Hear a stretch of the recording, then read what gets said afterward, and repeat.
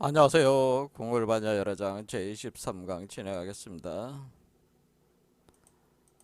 오늘도 의상조사의 화음일순 복귀도를 통해서 견성성분의 메커니즘을 같이 공부하도록 하겠습니다. 어, 본격적인 강의에 들어가기 전에 에, 김성철 교수라는 분이 며칠 전에 바로 12월 23일에 별세를 하셨는데 이분이 한국 중관학의 그 대가였어요. 그래서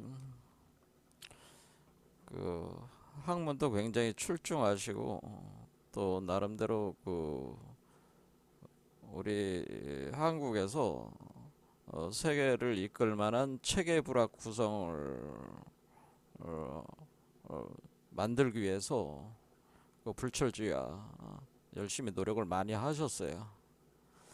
그런데 아쉽게 너무 빨리 돌아가신 것 같습니다. 그래서 윤회 환생을 다시 하신다면은 다시 또 학자로 다시 이 세상에 오시지 않을까 그런 생각이 듭니다. 자기가 못다한 그 어, 학문적 목표 시스테매틱 붓달로지라고 해가지고 체계불학 신념책으로서 불교학을 구성하는데 계속 전념하지 않으실까 그렇게 봅니다. 기대해 봅니다. 자, 요 이제는 그 본격 강의가 들어가기 전에 요 부분에 대해서 좀 말씀을 드릴 필요가 있겠습니다. 이 체계불학이라고 하는 것이 뭐냐라고 하는 거죠. 우리가 이제는 불교를 공부를 한다고 하면은 교학적인 공부 차원에서는 중간 유식 열애장이라고 하는 3대 사유체계를 통합적으로 깊이 이해가 돼 있어야지 교학을 좀 공부를 했다라고 볼 수가 있는데요. 오늘날에 이제 불교 학이라고 하는 것은 또 이게 이제 분리가 돼서 중관학, 유식학, 열애장 이런 식으로 또 이제 분리가 돼서 이렇게 전문화돼서 연구를 하다 보니까 주로 김성철 교수님께서는 중간학을 평생 동안 중간학 공부를 하신 분이 에, 중간학은 대승불교사에 있어서 가장 처음에 그 나가르주나 대승불교의 아버지가 제창한 불교 사유체계라고. 그러니까 그 석가모니의 그 삼법인론과 연기론을 통합을 해서 공성 연기 사유체계 이것을 중간체계 중간학이라고 하는 건데 이걸로 틀을 잡아가지고 자신의 그 논서인 중론 대지도론을 통해서 이렇게 설파를 하게 되는데요. 대지도론이라는 말 자체가 대는 마하, 지는 바냐, 도라는 건 건너간다는 뜻이니까 바라밀다. 이렇게 해서 마바자 바라밀다론이라고 하니까 이게 그러니까 우리가 이 중간 서상이라고 하는 거 중론 요 사사 사유 체계는 우리가 반야심경이나 금강경 같은 반야부 경전과 깊은 그 관련성이 있다고 하는 거죠. 요런 경전의 사유 체계 뿌리에 해당된다고 그래요. 이런 사유들이. 그래서 반야심경에 대해서 또 금강경에 대해서 한번 같이 또 볼 겁니다. 그런데 요 공성 연기라고 할 때 이 공이라고 하는 것을 중이라고 보고 중이 곧 연기라고 하는 것이 그러니까 중이 곧 공이고 그러니까 우리가 왜 이름을 중간이라고 하냐면은 공이 곧 중입니다. 중이 곧 연기다라고 하는 연기고 그런데 이것이 중관 여기 관자가 붙어 있잖아요. 본다는 거 하는 거죠. 본다, 관한다고 하는 거죠. 그래서 우리가 견성성불한다 뭐 이런 표현을 많이 쓰는데, 견성성불한다고 하는 우리가 보통 표현을 하는 그 관점에서는 우리가 볼견자잖아요. 본다, 성이라는 게 이게 사실 공성을 얘기합니다. 공성을 본다고 하는 겁니다. 그러니까 중관과 같은 개념이라는 거예요. 견성이라는 게 사실 중관입니다. 중관. 그래서 중관학을 통해서, 중관을 통해서 성불한다고 하는 겁니다. 견성이 곧 중관이다라고 하는 거. 그러니까 이건 중관성불이다 이렇게 또 바꿀 수도 있어요. 중관성불.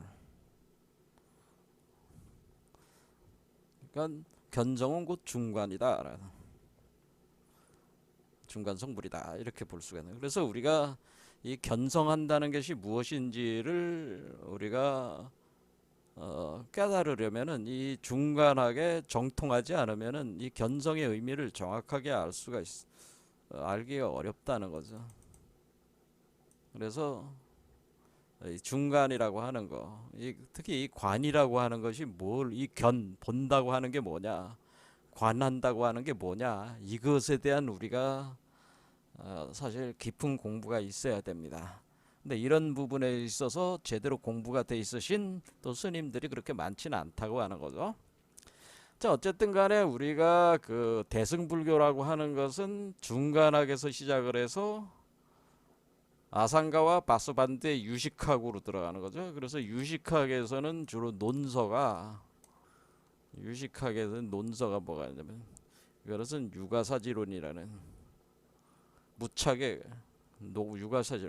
무착이 미륵불의 이름을 빌어가지고 쓴 건데, 미륵불이 썼다고 하는데 유가사지론이라는 게, 유가사라는 게 요가 수행자라는 뜻이에요. 요가 수행자. 그러니까 여러분들이 뭐 요가 가리키잖아요. 그 요가라는 얘기예요. 요가 수행자. 그러니까 이 유가사라는 말 자체가 인도의 그 요가 샹ଖ୍야파의 그 개념이네. 그러게 되니까 우리가 요가 수행하고 깊은 관련이 있다는 걸 알 수 있어요. 유식학파라고 하는 것 자체가 유가사지론과, 그리고 우리가 성유식론이라고 하는, 이것은 세친 바로 바수반드가 쓴 책이다. 성유식 30송 뭐 이런 식으로 성유식론이나, 그에도 여러 가지 논서가 있지만은 대체적으로 보면 이렇게 된다. 두 개 정도는 봐야 된다고 하는 거예요. 제가 볼 땐. 자, 그래서 우리가 논서로는 바로 나가라주나 대승불교의 아버지가 자신의 중론과 대지도론, 이것이 바로 중간학의 논서들이고, 유식학은 유가사지론과 성유식론이 그 논서들이다. 이 논서들은 기본적으로 봐야 된다고 하는.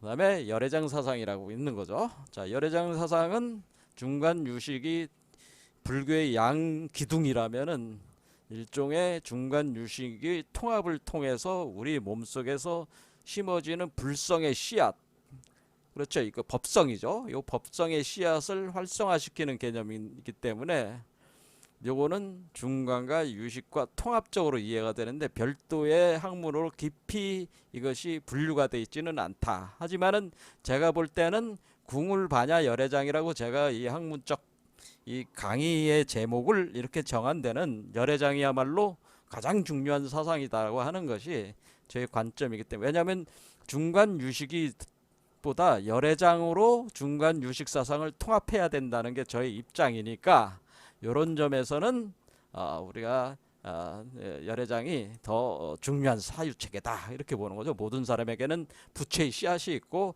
그것을 활성화시키는 거죠. 그것을 활성화시키는 게 초발심이라고 하는 거죠. 초발심으로 그것을 발화를 시켜가지고 열매를 맺는 과정으로 진행되는 것이다. 그러니까 그 과정에서 중간 유식이라는 것이 그 통합적으로 작용을 해서 우리가 그 부처, 그러니까 보신불 부처를 우리가 성취하는 것이다. 열매로 성취하는 과정이 열애장 사상이라고 하는 거죠. 그래서 열애장이라는 것이 궁극적으로는 우주의 본체가 사실 열애장입니다. 그리고 인간도 중생도 모든 중생도 사실 열애장입니다. 열애장을 확장시키면은 중간 유식의 모든 것을 포괄하게 되는 사유체계로 발전시킬 수가 있습니다. 자, 그거는 뭐 계속 이제 같이 공부를 하다 보면은 여러분들이 파악하게 될 수도 있겠죠. 왜냐하면 알아들으실 수 있는 분도 있고 없는 분도 있고 그러니까. 그런데 이분이 왜 체계불학, 그러니까 김성철 교수님 얘기를 하는 거잖아요. 체계불학을 이분은 중간학을, 그러니까 저는 열애장으로 모든 걸 가려고 하는데 이분은 어쨌든 중간학을 평생 공부를 하셔가지고 중간학을 토대로 해가지고 체계불학을 만들려고 한 거예요. 근데 왜 체계불학을 하려고 하는 거냐? 체계불학이라는 게 뭐냐면은 우리가 지금 제일 지금 불교의 위기가 와 있다는 것이 이분이 생각하는, 지금 우리 한국 불교가 위기 상황이다라고 하는, 한국 불교뿐만 아니라 동아시아 불교가 위기 상황이라고 진단을 한다고 하는 거죠. 왜 그럼 한국 불교, 동아시아가 불교가 위기 상황입니까? 이렇게 볼 때 지금 현재 우리가 이 불교가 어디서 시작을 하는 거예요? 불교가 원래, 이 불교는 인도에서 시작한 거잖아요. 인도. 그래서 인도 북부에서 시작해서 뭐 서부 남부로 이렇게 해서 확장해 나가고 또 북쪽으로 그리고 동쪽으로 이렇게 해서 확장해 나간 거잖아요. 그럴 때 우리가 이 인도 북부에서 시작했는데, 이 인도 북부에서 시작한 이 인도, 정작 그 불교의 발상지 인도는 14세기 정도에 와가지고 불교가 소멸합니다. 인도 불교 소멸을 하는 거죠. 그 소멸하게 된 이유는 뭐 다양하게 진단을 하는데, 일단 이슬람권이 무굴 제국이 성립이 되면서 이슬람권이 인도를 지배하게 되면서 그렇다는 측면도 있고, 또 불교 자체가 상당히 귀족화돼 가지고 그 수행자 집단과 일반 대중이 괴리가 되는 바람에 그 민중의 그런 어떤 현실적 욕구를 담아낼 수 있는 불교가 더 이상 되지 못해 가지고 민중의 지지를 받지 못했다. 그러니까 인도인들의 지지를 받지 못하는 상황에 와 가지고 결국 힌두교로 다 일반 그 인도 민중이 거기에 이제는 힌두교 쪽으로 진행이 되는 바람에 불교가 자연 소멸이 된다고 하는 거죠. 근데 이게 인도 불교가 소멸된 게 14세기 정도라면. 그런데 인도 불교가 소멸되기 전에 주로 인도 불교, 우리가 인도에서 생성된 불교가 8세기 중엽부터 어디로 넘어가기 시작하냐면은, 이것이 어디로 가냐면은 티베트 불교 쪽으로 이것을 이동을 하기 시작합니다. 인도 불교가. 근데 당시에 그 8세기부터 14세기까지 일어나는 그 인도 불교의 다양한 밀교 체계가 티베트 불교로 다 넘어가는 거예요. 넘어가는 과정에서 다양한 그 인도의 불교를 서술하고 있는 다양한 경전들이 티베트 불교로 넘어가고, 인도 불교의 그 산스크리트어를 모델로 해가지고 티베트 문자가 창시된다는 거죠. 문자를 모델로 티베트 문자가 출현을 하게 되고, 이 티베트 문자를 가지고 그 다 번역 작업을 티베트에서 한 거예요. 그러니까 원래 산스크리트라든가 팔리어 같은 그런 인도의 그 불교 경전들이 티베트어로 많이 번역이 되는 거예요. 이렇게 티베트 불교로 넘어가면서. 그러니까 바로 이제는 그거는 히말라야 산만 넘으면 되죠. 히말라야 산맥 그 지역만 이렇게 넘어가면 바로 그 티베트이잖아요. 그러다 보니까 그 원전들, 그러니까 불경의 원전들의 상당수는 원래 티베트 쪽으로 다 넘어간 상황이 됐는데, 그래서 그 이력을 통해 가지고 이 티베트에서는 티베트 불교가 성립이 된 거예요. 이때 그 독자적 체계 성립 때는, 이때 티베트 불교의 독자적 체계 성립, 독자 불교 체계가 성립이 되는데 이것을 티베트 밀교라고 하는 겁니다. 그래서 우리가 이게 달라이라마가 지금 유명하시잖아요. 그분이 유명하신데, 그분도 티베트 밀교의 그 최대 종파인 쫑카파 계통의 그 수행자죠. 최고 수행자 중에 한 분이라고 보셔야 되는데, 어쨌든 이 티베트 밀교 체계로 이렇게 다 넘어갔어요. 그런데 그래서 티베트 미국가 발전하는데 그 사이에 동아시아 쪽으로는 이런 밀교 체계가 넘어오질 않는 거야 제대로. 자, 그래서 다 흡수했단 말이야. 그런데 이것이 인도를 영국이 지배를 하기 시작하는 게 19세기 중반이들이 19세기 중후반에 들어와서 우리가 그 영국이 지배를 하는데 그 전에 서양의 각종 그 학자들이 와가지고 그 우리 한마디로 오리엔탈리즘, 그러니까 이게 그러니까 우리가 아시아 오리엔탈에 대한 그 어떤 그 학문적인 어떤 그런 것들을 나름대로 자기들이 연구를 하기 시작하는 거죠. 자기네 서양과는 다른 문화권 문명권에 대한 연구를 하는 작업에 있어서 불교가 그 대상이 되는 거죠. 불교가 그때 이때의 요 그 서양권에서 여기 있는 상당한 그 문서들 불교 그 경전들을 다 뭐해 서양으로 가져간다고 하는. 가져가니까 이 서양 사람들은 이 불교 경전들을 어떻게 돼?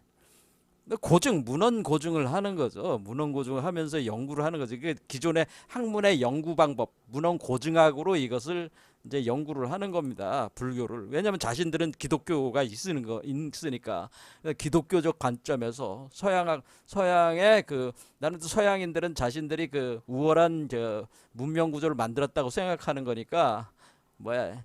일종의 오리엔탈리즘적인 어떤 이런 것을 학문적 연구 대상으로 삼아가지고 문헌 고증학적인 연구들을 이제 해나가는데, 그런데 이 경전들이 이 티베트에 있는 경전들이 그러니까 우리 그 동아시아 쪽에서는 티베트 밀교를 상당히 받아들이지 않았기 때문에 이런 경전들이 많이 넘어오질 않았어요. 그래서 오늘날 와서 어떤 현상이 생기게 되냐면은 오히려 불교에 대한 문헌 고증학적 연구의 성과들은 서양이 훨씬 연구 성과가 축적이 된 거야. 문헌 고증학적 연구 성과가 서양에 축적이 된 거야. 서양에 축적이 되다 보니까 이제 얘네들이 뭐라고 얘기를 하는 거냐면요. 이제 우리가 이제는 그 석가모니를 연구를 해보고 그 관련된 석가모니가 직접 자기가 뭐 아암경이라든가 뭐 이런 데를 뭐 다양한 그 얘기를 할 때 그 문서들도 다 연구를 하는 거죠. 자기들이 그 언어를 하나하나 추적해가지고 그 문헌 고증학적인 연구를 하는 거란 말이에요. 이 뭐 가정 열애장이라는 말 하나 가지고 그거 하나 파악하는데 다양한 그걸 추적을 해가지고 다 분석을 합니다. 그렇게 분석을 다 하면서 이제는 내린 결론이 뭐냐면은 서양권에서 동아시아 불교는 불설이 아니다라는 그게 결론이 나오는 거야. 그러니까 이 동아시아의 그 대승 불교는 불설이 아니다. 왜냐면은 이 동아시아 대승불교 대승경전이라고 하는 동아시아에서 떠받들고 있는 경전들, 그 경전들은 뭐 지금 우리가 하고 있는 화엄경, 뭐 법화경, 열반경 등등 이런 경전들은 석가모니가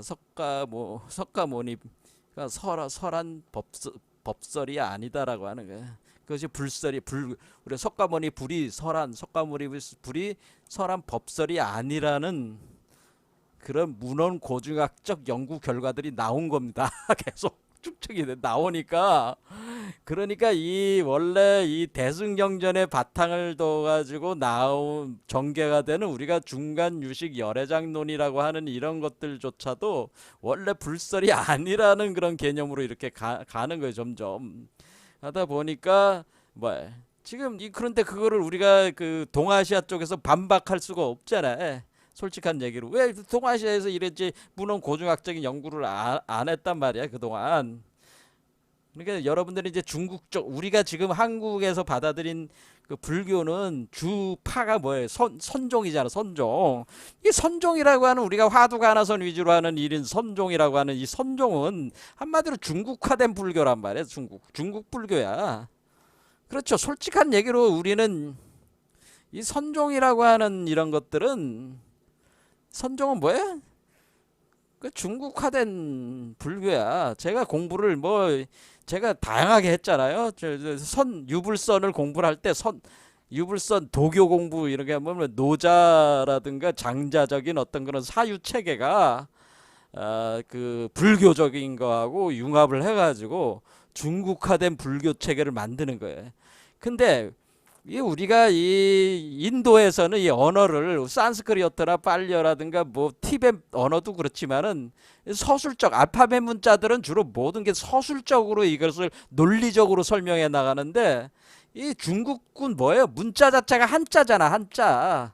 한자라는 특성 자체가 굉장히 직관력을 위주로 가지고 있는 그것을 통해서 어떤 그 대상체를 파악하는데 특화된 문자가 한자란 말이야. 그래서 이게 그 어떤 이치에 대한 접근 방식이 완전히 다른 거죠. 그러니까 우리가 인도나 티벳은 어떤 이치에 접근하는데 인도 티벳은 굉장히 논리적으로 접근하는 논리적 그리고 문자적 특성에서 근데 중국은 뭐야 그 논리적이나 직관적으로 접근한단 말이야. 이게 문자적 특성 때문에 이게 그렇다. 그러니까 우리는 직관적으로 접근하다 보니까 이 논리적인 그것의 그 경전들을 뭐야 직관적 접근 방식에서는 논리적인 교설들을 뭐 이 구구절절히 설명하는 이런 거는 다 쳐버리고 뭐야 직관적으로 딱 아는 통찰 바로 딱 바로 들어가 버리는 이 직관적 방식을 주로 가기 때문에 이것이 중국적 불교의 특성이란 말이야. 이거를 우리 한국에서는 뭐예요? 우리 대한민국에서는 우리 대한민국이라고 한국 불교는 뭐예요? 이 선종의 직관적 한짝 문화권이다 보니까 이 불교 이게 이제 중국 불교를 사대적으로 수입했다. 전 그렇게 봅니다. 사대적으로 수입해서 지금 우리 한국 불교가 된 것이다. 그러니까 중국 불교의 직관적 그 수행 체계 그리고 이 사유 체계를 가지고 이것을 파악하는 거니까 지금 서양 애들도 뭐야 인도 티벳처럼 알파벳 문자권이기 때문에 서양 애들도 철저히 논리적 사유 체계로 이걸 문서 고증학으로 들어가서 이것을 들어온 거니까 뭐야 서양 애들이 볼 때는 뜬구름 잡는 얘기 하는 거죠. 중국 불교라고 하는 게 뜬구름 잡 중국 선종 계통의 이런 것들은 일종의 그 불설도 아니고 석가모니불이 한 얘기도 아닌데 이런 그런 경전들이 만들어져 가지고 그 누군가 만드는지 모르지만 한마디로 그런 뭐라 하는 거예요? 한마디로 위서라는 거지. 위서 누군가 이제 위서 이라 한마디로 대승경전들이 다 환경법황 이런 게 다 위서 수준이라 그렇게 본다고 하는 거죠. 그러면은 이 동아시아의 우리 한국에 이제 그런데 지금 뭐래? 중국은 지금 뭐 어디? 중국은 지금 중국은 그 지금 공산화가 됐잖아요. 공산화. 1949년에 그 성립이 됐잖아. 중화인민공화 중공 지금 중공이. 근데 이 중공이 공산 국가라는 게 이 거의 뭐 그 지배를 하다 보니 공산 국가가 되다 보니까 여기는 이제 종교를 말살하는 정책을 주로 하다 보니까 사유 체계를 말살하고 유물론적으로 가다 보니까 중국에서도 불교가 다 무너진 거죠. 전통적인 모든 유불선 사유체가 다 무너졌어. 이게 무너졌더니 유불선 소멸 작업에 들어가 버렸으니까 이게 그 완전히 그 단절이 돼 버린 거예요. 그런데 우리 한국에서 그나마 버티면서 이런 걸 유지를 하고 있는데 지금 우리가 이런 어떤 상황 속에서 우리가 외로이 어떻게 이 동아시아 불교 이게 사대적으로 수입은 했지만은 이걸 가지고 어떤 우리가 기존에 해왔던 거를 가지고 뭔가 이런 외부적인 어떤 그런 이런 압력을 견디고 이겨낼 수 있는 그런 그러니까 우리가 이 대승경전들도 적극적으로 수용을 한 거를 가지고 그것에 논리적으로 뭔가 있어야 되겠죠. 그것이 이게 불설이 아닌 게 아니고 이게 불설이다라고 하는 나름대로 논리적 체계가 있어야 돼. 논리적 설득이 있어야 되는 거 아니겠어요? 자, 그러니까 어쨌든 그런 부분에 대한 학문적인 어떤 그런 거에 대한 체계 불학에 대한 요구가 생기게 되는 거죠. 당연히 야, 이대로 가다가는 우리 그 동아시아 우리 한국 불교도 한마디로 몰락할 수가 있다. 이대로 가다가는. 그래서 왜 우리가 독자적인 어떤 그런 체계 불학을 정립을 해야 되겠다. 체계 불학을 정립하는 게 한국 불교의 과제다. 뭐 이런 식으로 우리 그 김성철 교수께서는 생각을 하셔가지고 자신의 책에다가 체계 불학, 신념 체계로 불교학, 시스테메틱 부탈로지라고 하는 거를 내세우고 되고, 이 체계 불학을 정립하는 모델, 그러니까 체계 불학 우리가 그 벤치마킹 하는 거죠. 벤치마킹을 어떻게 하는 거죠? 벤치마킹을 그 모델로서 벤치마킹한 게 티벳 밀교라는 거예요. 티벳 밀교는 자신이 인도의 그 불교를 수입해다가 자신의 독자적인 그 밀교 체계를 구성을 해야 할 때에 이 중간학, 그러니까 쫑카파라는 분이 최종적으로 자신이 1300년대 중반에 자신이 보리도 차제론이 게 중간론에 기초한 수행 체계란 말이에요. 이것이 그래서 우리가 중간 유식 사상에 기초한 보리도 차제론, 그리고 밀종 차제론, 밀종도 차제론, 이렇게 두 가지로 나눕니다. 그런데 보리도 차제론이라고 하는 것이 바로 중간 유식 열애장 사회의 체계의 기초를 둔 것이고요. 밀종도 차제론은 바로 밀교 체계를 그 다음으로 들어가는 겁니다. 그래서 어쨌든 요 그 쫑가파라는 분이 하셨던 요러한 작업 같은, 그러니까 티벳 밀교를 구성했던 그 체계 불학, 그러니까 쫑가파 대사가 그걸 아주 잘 해놨거든요.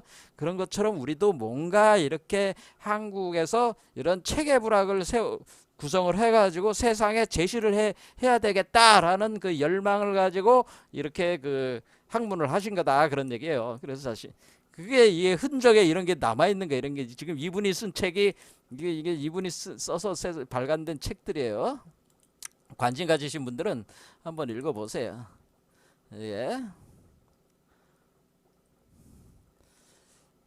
그래서 제가 최근에 읽은 책은 요거는 읽어봤고, 선불교의 뿌리, 인도 중간학과 동아시아 삼론학. 그러니까 우리가 중국 쪽에서 중간학이라고 그러고 동아시아에서는 삼론학이라고 합니다. 같은 적인데. 그리고 또 뭐가 있냐면은 여기 보면은 중간학 특강 색즉 시공의 논리, 이 책 재밌게 읽었어요. 요 그 책 재밌게 읽었는데, 이 책 최근에 제가 재밌게 읽은 책입니다. 자, 그래서 이 책, 그러니까 중간학에 대한 저서들이죠. 이 책, 이거는 이제는 강의한 내용, 자기가 강의한 내용을 올린 건데, 뭐 여러분들이 한번 읽어볼 만합니다. 자, 그래서 이분이 이런 나름대로 그 학문적인 목표를 가지고 했는데 결국 이렇게 중간에 결국 이렇게 갑작스럽게 돌아가시는 별세를 하게 됐다. 그래서 좀 굉장히 안타까운 일이다.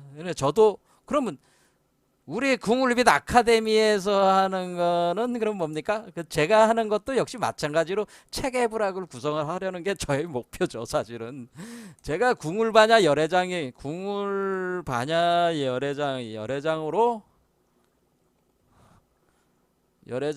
체계 불학을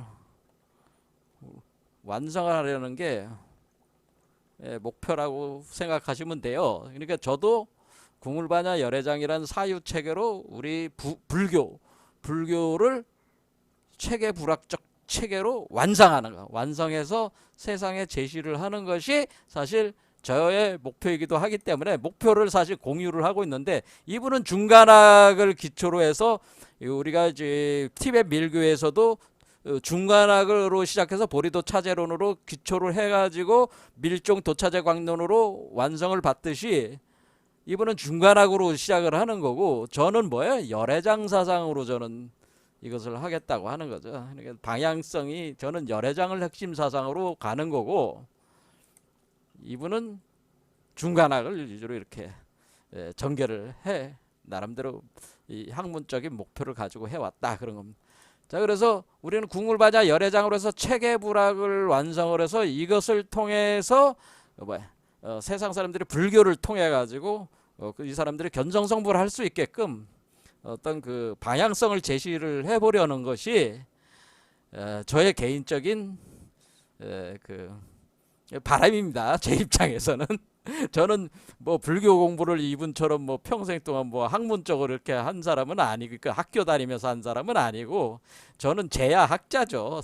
따져 보면은 저는 제야학자인데 불교 공부도 뭐 그렇게 한 사람도 아니고 그렇지만은 제야학자적 입장에서는 그 이분의 목표에 공감이 되고 저는 저의 방식대로 한다고 하는 겁니다. 자, 어쨌든 이분이 이렇게 빠르게 별세한 거는 굉장히 안타까운 일이다라고 하는 겁니다.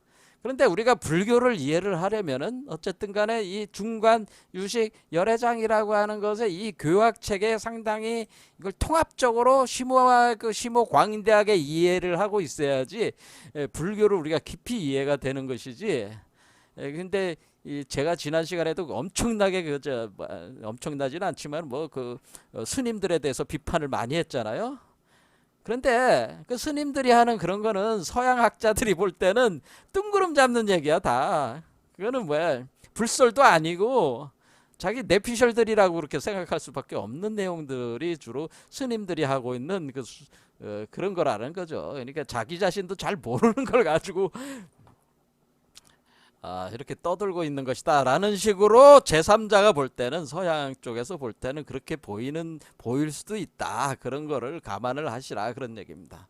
그런데 제가 이제는 하는데 우리가 앞으로 불교를 하는 데 있어서 이제 중요한 거는 뭐냐면은 체계불학을 이렇게 만들 때 우리가 중요한 건 앞으로는 과학성이라는 것이 중요하다고 봅니다.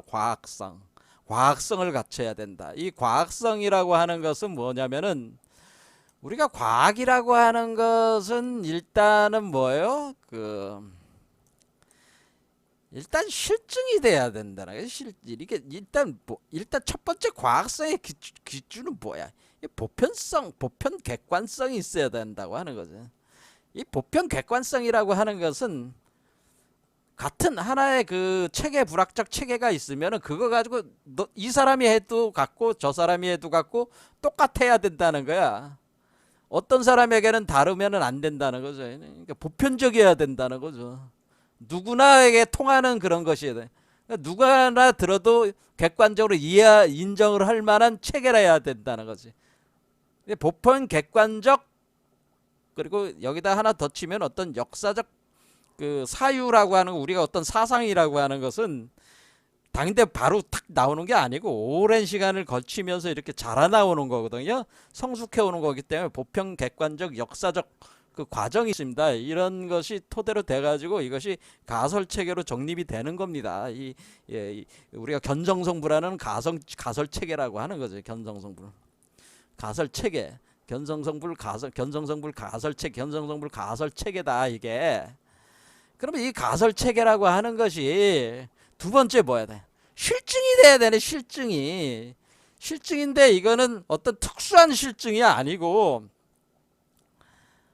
이 사람이 여러분들은 뭐 핸드폰을 뭐 다양하게 가지고 있지만은 이 사람이 핸드폰하고 저 사람 핸드폰이 다를 수가 없는 거 아니야. 기본적인 기능은 같아야 되는 거 아니야. 그렇죠. 그런데 그거 가지고 실적 쓸 수 있잖아. 통신할 수 있잖아. 뭐 문자도 보내고 뭐 그림도 뭐 보내고 뭐 이렇게 서로 대화도 하고 뭐 거기도 뭐 다양한 작업들을 할 수 있잖아. 우리가 컴퓨터처럼 쓸 수 있잖아. 휴대폰을. 이건 뭐야? 실제적인 현실적인 실증성이 있는 현실적 실증이 돼야 된다는 거죠. 그러니까 우리가 과학이라고 하는 것은 뜬구름 잡는 얘기가 아니고 뭔가 그 이론대로 하면은 실증이 돼야지 그게 맞는 이론이라는 거잖아요. 그게 우리가 어떤 가설이든지 요즘에는 요 가설을 주로 어떻게 많이 세우냐면은 그 아인슈타인이 하던 게 사고 실험이라는 거잖아요. 우리가 사고 실험을 하면은 그 사고 실험으로 인해서 가설 체계를 만들었어? 그러면 그 사고잖아. 그냥 생각으로 만든 거잖아요. 그러니까 사고 실험이 맞는지 안 맞는지는 사고 실험으로 해가지고 자신이 가설 체계로 만든 게 맞는지 안 맞는지는 현실적으로 실증이 돼야 되는 거란 말이에요. 그러니까 지금 얘기하는 건 제가 이 두 가지를 얘기하는 겁니다. 이 실증성이 따라줘야지 이것이 과학이라고 볼 수가 있는 겁니다. 그런데 우리가 지금 불교에서 불교나 모든 지금 종교, 이 기독교는 또 뭐 심하지만 그 문제가 이 뭐예요? 불교도 지금 어떤 신을 믿는 게 아니고 불교는 어떤 신을 믿는 게 아니잖아요. 여기도 이해 지금 저기서 김성철 교수가 얘기했듯이 지금 불교라고 하는 것이 뭐예요? 신념 체계라고 그랬죠. 신념 체계. 신념 체계라면 그 신념 체계가 뜬구름 잡는 신념이 아니라면은 증명이 돼야지. 증명이 실증이 돼야 되는 거라 그 얘기죠. 자, 그러면 이 가설 체계로 이 사람에게도 똑같이 저 사람에도 똑같이 적용돼서 결과를 낼 수 있어야 되고, 어떤 사람에게는 뭐 더 좋은 결과 뭐 다른 결과들이 나오면 안 되죠. 실증이 돼야 되고, 그러면 이 사람이 견성성불 했으면 저 사람도 견성성불 해야 되고, 같은 방법으로 했으면 그렇게 나와야 된다고 하는 거예요.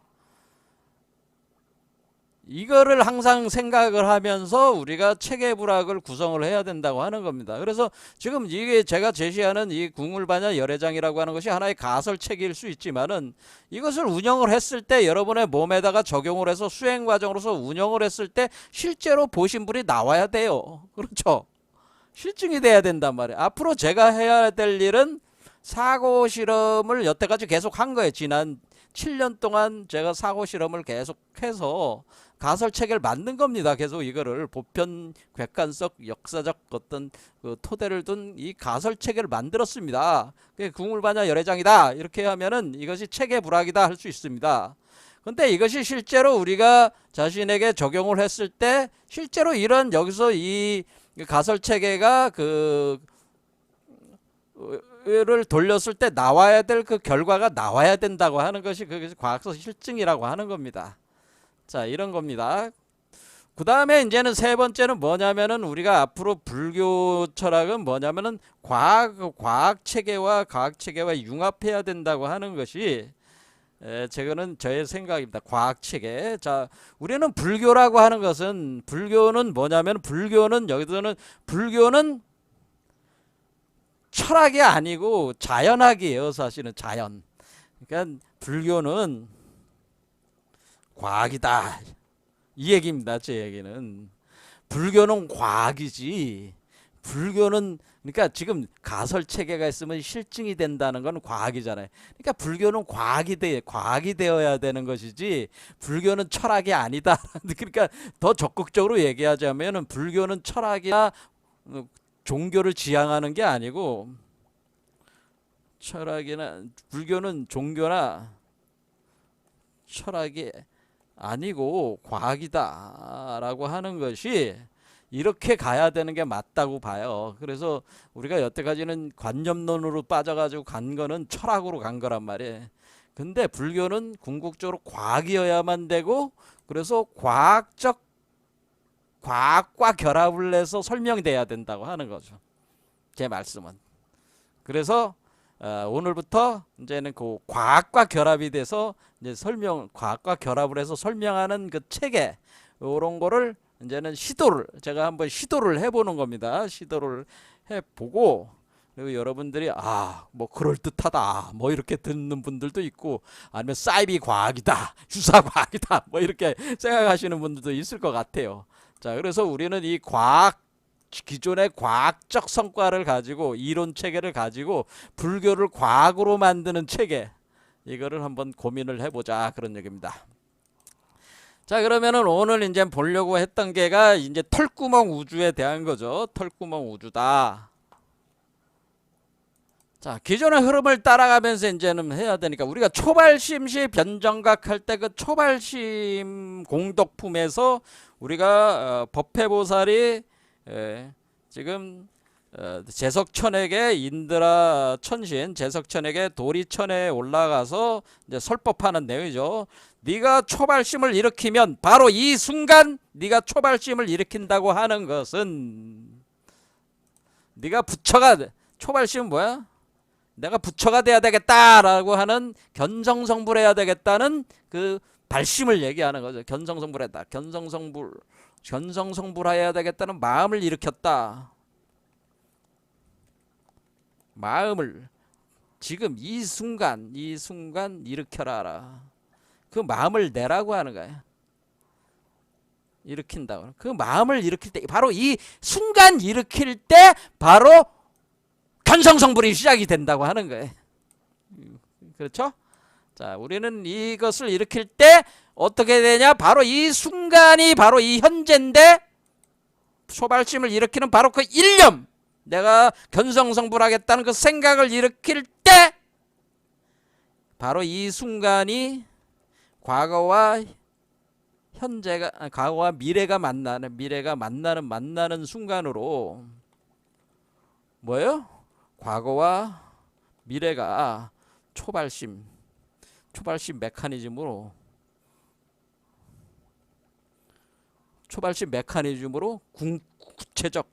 구체적 의미성을 갖게 된다고 하는 겁니다. 자, 여러분들이 오늘 아침에 일어났을 때 초발심을 일으키지 않았을 때는 여러분이 밥 먹고 출근하고 하는 것이 그냥 여러분의 삶이었어요. 그냥. 그렇죠? 그런데 내가 초발심을 이 순간 일으켰어요. 그러면은 과거에 이뤄진, 지금부터 몇 시간 전에 여러분이 아침에 밥 먹고 출근했지만은 그때 밥 먹고 아침에 출근한 그 현상 자체는 뭐예요? 초발심이라는, 내가 견성성불하는 그 과정으로서 그 사건이, 그 이벤트가 의미를 갖는다고 하는 거죠. 그렇게 과거도 의미를 갖고 미래도 의미를 갖는 거. 그것을 통해서 미래도 의미를 갖는다는 얘기.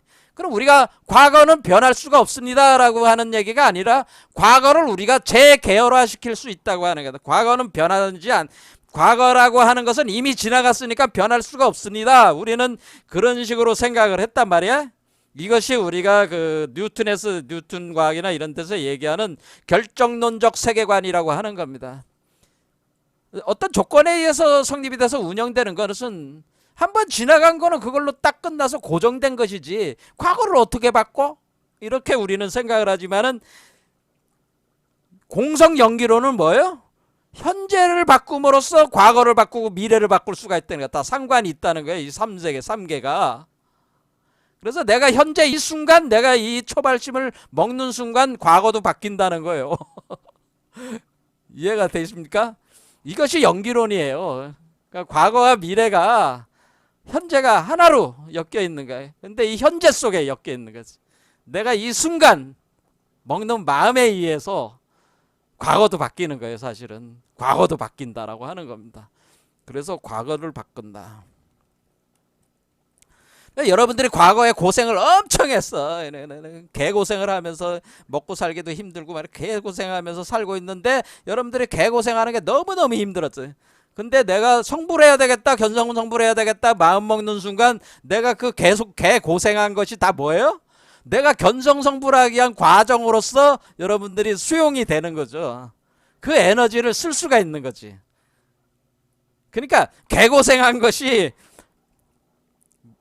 그걸 뭐라 그래?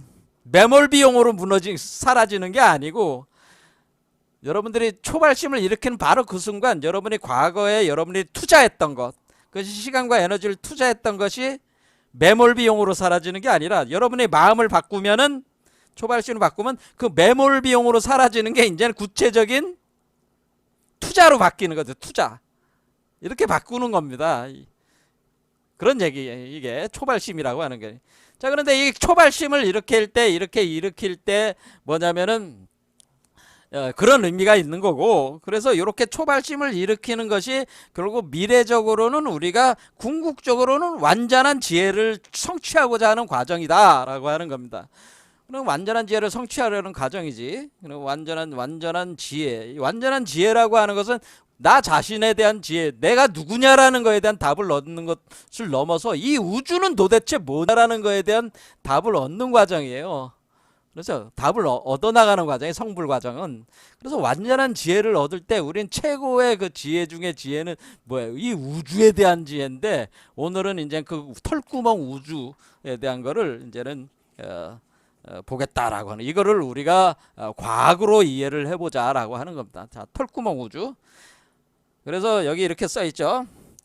하나의 털구멍 속에 일체의 세계가 있다.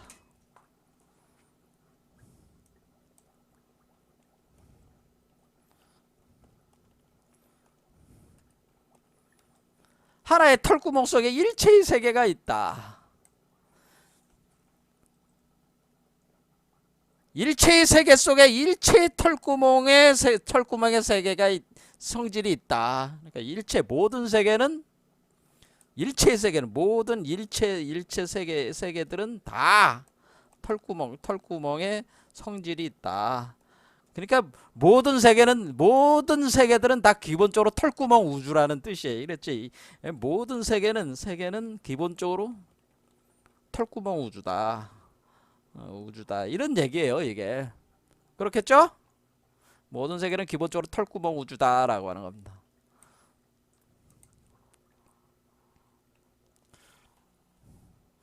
그 하나의 세계로부터 일체의 세계가 성하는 것을 알고, 그러니까 하나의 세계에서 일체의 세계가 생한다. 세계가 생하는 것을 알고 일체의 세계는 흡사 허공과 같다. 그러니까 하나의 세계가 다른 세계와로 뭐예요? 생한다고 하는 것은 하나의 세계에서 다른 세계가 태어난다고 하는 거죠. 자, 이 얘기는 뭐야?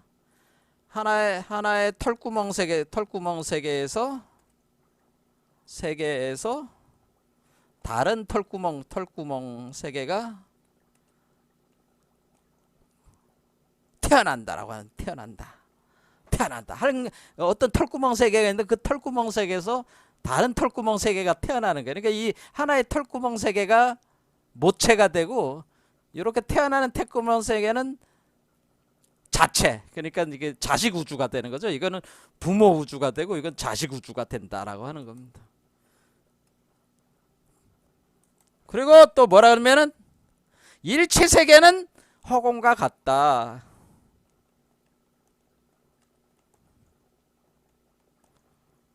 이렇게다. 일체의 세계는 허공과 같다. 이것을 알게 됩니다. 우리가 초발심을 일으켜서 견성성불을 하게 되면은 이 사실을 알게 된다고 하는 겁니다. 그렇죠. 그럼 이거를 자, 이걸 털구멍 우주론이라고 하겠습니다. 털구멍 우주세계론이라 해서 우주세계론. 자, 이거는 우리가 이미 나왔지만은 일중일체 다중일 일즉일체 다즉일 일미진중 함시방 일체진중 영여시 할 때 이 요 하나의 우주잖아요. 요게 바로 털구멍 우주라는 뜻이죠. 요게 하나하나가 요 일이라는 게 털구멍 우주라는 뜻이야. 일 털구멍 우주다. 왜 털구멍 우주라고 했느냐라는 거 하는 걸 우리는 여기서 생각해 봐야 되는 게 왜 털구멍 우주냐, 이거를 알아야지. 자, 일체의 세계는 허공과 같다. 여기서 일체의 세계는 허공과 같다고 하는 것은 모든 것은 공이다. 그렇죠. 이게 이 말과 똑같잖아. 모든 것은 공이다, 허공이다 라고 하는 거예요. 모든 것은 허공이다. 모든 세계는 허공이다. 이렇게 되는 거죠. 자, 그러면 우리가 여기서 공이라고 하는 것, 그러니까 우리가 지금 현재 중간 사상에서 지금 제일 중요한 게 공성연기론이라고 하는 건데, 이 공성의 이 공이 뭐냐? 공은 관념이 아니라고 제가 얘기했잖아요. 공은 관념이 아니라, 공은 뭐라 그랬어요? 공은 관념이 아니잖아, 지금. 왜? 공은 지금, 공은 관념이 아니고, 뭐예요? 우주 자체잖아요. 우주 자체. 관념이 아닌데 우주와 관련된, 우주 자체라기보다는 우주 세계와 관련된 개념이라고 하는 거죠. 이거는 어떤 공이라고 하는 것은 언어적 관념이 아니고, 예? 유, 무, 뭐 비유, 비무, 뭐 비비불이 뭐 이렇게 사구계로 해서 형식 논리학적으로 접근해서 파악하는 것은 알 수 없는 개념이고, 언어적 관념이야. 그런 언어적 논리적 관념이 아니고, 그 뭐야,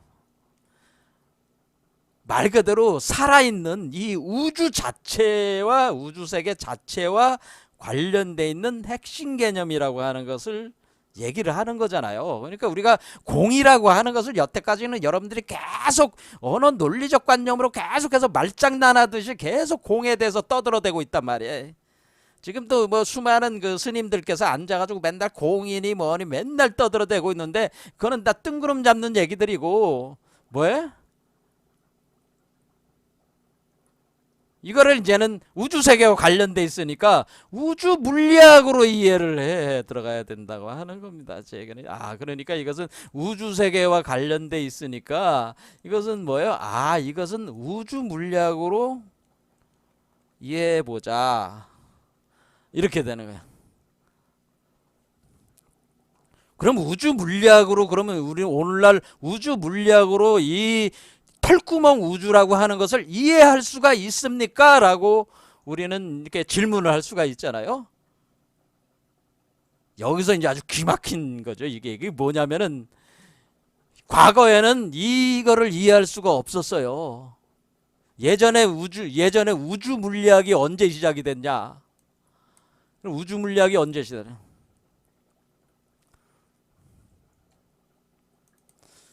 자, 우주 물리학의 시작은 1931년에 에드윈 허블이라는 분이 여태까지 우주는 변하지 않는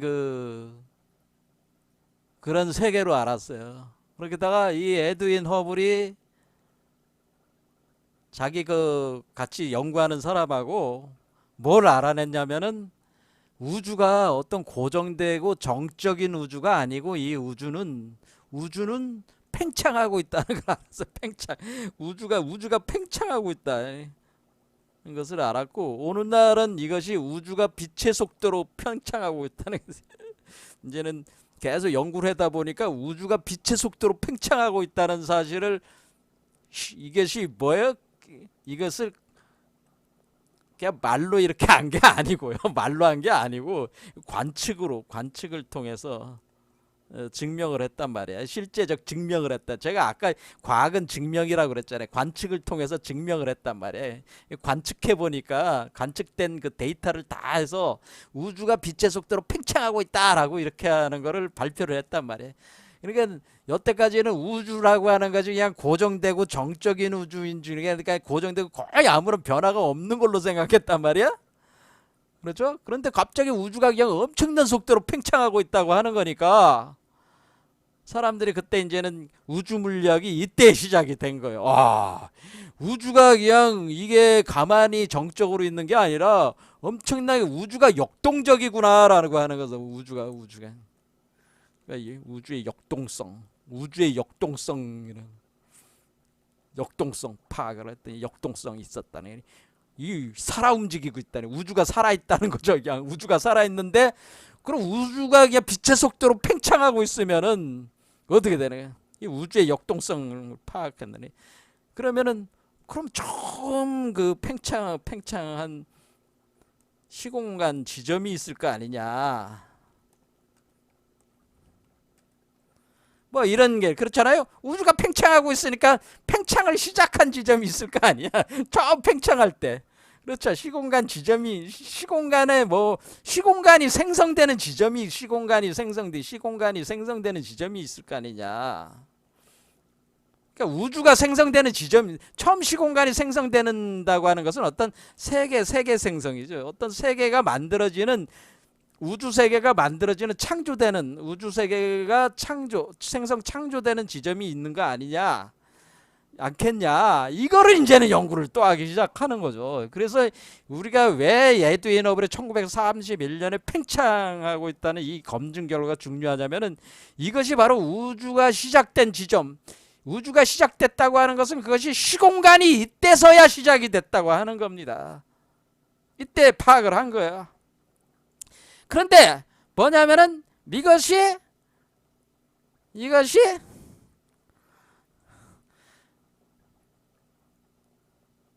지금 불교에서도 똑같아요. 법신 세계가 팽창하고 있는 거야. 이 법신의 세계가, 이 대우주 세계가 팽창하고 있는 거야. 지금도. 이해가 되시죠? 이게. 그런데 벽진 세계가 시작한 지점이 있을 거 아니야, 이것도. 어쨌거나 이 우주 세계는 팽창을 한다는 거예요. 그럼 수축할 수도 있는 거니까. 그럼 팽창과 수축이 있다는 건 이제는 감을 잡은 거지. 그러면 팽창을 시작한 지점은 뭔가 시공간이 생성되는 그 어떤 것이 지점과 메커니즘이 있지 않겠냐라는 거지.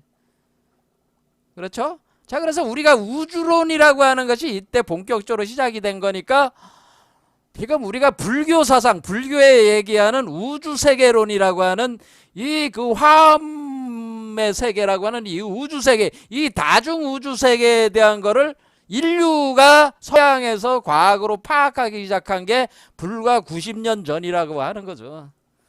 자, 그래서 우리는 이걸 가지고 이런 걸 가지고 이제 해석을 계속 해 나간다 이거죠. 자, 이렇게 팽창해 나갈 때 그러면 이렇게 되는 이 우주를 파악하기 위한 뭔가 우주론이 있어야 된다. 우주론이 뭐냐라는 거지. 우주론. 그러니까 이런 거 뭔가 설명할 수 있어야 되니까 우리가 이걸 설명할 수 있어야 되잖아요. 설명할 수 있는 이 우주론. 근데 뭔가 이런 내용들을 설명할 수 있는 뭔가 그 이론 체계, 가설 체계가 이때는 관측이 먼저 된 거지. 그런데 관측이 되고 난 뒤에 그럼 이걸 뭔가 설명할 수 있는 이론이 있어야 되지 않겠어? 이렇게 할 때에 그것을 이제는 이 우주론이 뭐냐 할 때 이거를 그 직전에 1926년에 바로 아인슈타인이라는 분이 일반 상대성 이론을 공개를 했죠. 이때. 그러니까 우리가 일반 상대성 이론을 가지고 우리가 아인슈타인의 일반 상대성 이론을 가지고 이 거대 우주의 팽창과 수축과 관련된 문제를 이것을 해석할 수 있다고 하는 것을 이제 알았어요. 그걸 가지고. 그래서 이걸 우주 방정식이죠. 이제 일반 상대성 이론이 이제는 우주 중력 방정식이라고 하는 우주 중력 방정식으로 이걸 통해 가지고 이것을 파악하는, 그래서 일반 상대성 이론을 가지고 우리가 우주 세계를 파악할 수 있겠다. 해 가지고 이것을 일반 상대성 이론을 가지고 이제 계속 이제는 파악하는 거야, 이거 가지고. 그러면서 우주에서 우리가 알지 못했던 것들을 계속 발견해 나가는 과정을 하는 겁니다. 진짜 이 우주는 팽창하고 있는가? 팽창하는 시점에 근데 우주는 왜 이렇게 팽창하고 있는데 이렇게 거의 균일한 것처럼 이렇게 돼 있는가? 뭐 다양한 문제들을 거기를 제안을 하고 그것에 대한 해석을 계속 해야 될 거 아니야. 이때부터 이제 1931년부터 이게 시작이 됐는데 그 전에 이론이 5년 전에 아인슈타인 일반 상대성 이론이 나와가지고 이거 가지고 시작한 건데, 아인슈타인만 해도 이때는 우주가 정적인 줄 알았어요. 아인슈타인은 우주가 이렇게 팽창하고 있다는 생각을 못했어. 아인슈타인도 뭐야? 정적인 우주에도 정적인 게는 고정된 우주.